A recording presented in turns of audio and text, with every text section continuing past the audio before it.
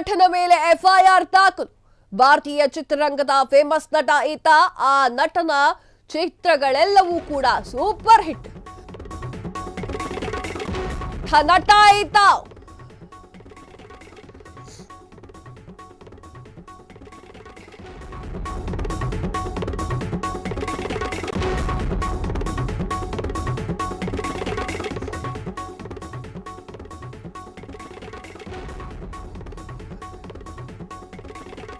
ಈಗ ಆ ನಟನ ಮೇಲೆ ಎಫ್ಐಆರ್ ದಾಖಲೆಯಾಗಿದೆ. ಹಾಗಾದ್ರೆ ಆ ನಟ ಯಾರು? ನಟನ ಮೇಲೆ ಎಫ್ಐಆರ್ ಯಾಕೆ ಹಾಕಿದ್ದಾರೆ?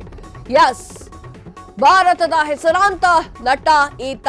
ಈತನ ಮೇಲೆ ಈಗ ಎಫ್ಐಆರ್ ದಾಖಲೆಯಾಗಿದೆ. ಎಲ್ಲರೂ ಕೂಡ ಗಾಬರಿಯಲ್ಲಿದ್ದಾರೆ. ಆ ನಟ ಯಾರು?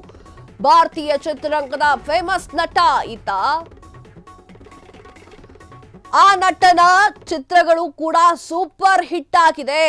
ಹಲವು ತಿಂಗಳ ಹಿಂದೆ ಪಕ್ಷ ನಿರ್ಮಿಸಿದಂತಹ ನಾಯಕ ನಟ ಈತ. ಇವರ ರಾಜಕೀಯ ಎಂಟ್ರಿ ನಾಯಕರಲ್ಲಿ ನಡುಕ ಹುಟ್ಟಿಸಿತ್ತು.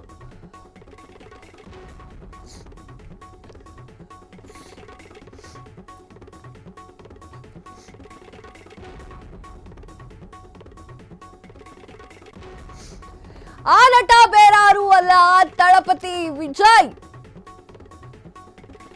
ತಮಿಳು ನಟ ವಿಜಯ್ ಮೇಲೆ ಕೇಸ್ ದಾಖಲು. ಮುಸ್ಲಿಂ ನಾಯಕರಿಂದ ಕೇಸ್ ದಾಖಲೆ ಮಾಡಲಾಗಿದೆ. ವಿಜಯ್ ಆಯೋಜಿಸಿದ್ದಂತಹ ಇಫ್ತಾರ್ ಕೂಟದಲ್ಲಿ ಮುಸ್ಲಿಮನಿಗೆ ಅವಮಾನ ಆಗಿದೆ.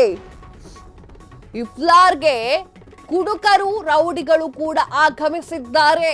ಇದು ಮುಸ್ಲಿಂ ಸಂಸ್ಕೃತಿಯ ಅವಮಾನ ಮಾಡಿದಂತೆ. ಹೀಗಂತ ಸುನ್ನತ್ ಜವಾತ್ ಕೋಶಾಧಿಕಾರಿ ಸೈಯದ್ ಕೌಸ್ ಹೇಳಿಕೆಯನ್ನ ನೀಡಿದ್ದಾರೆ. ಎಸ್,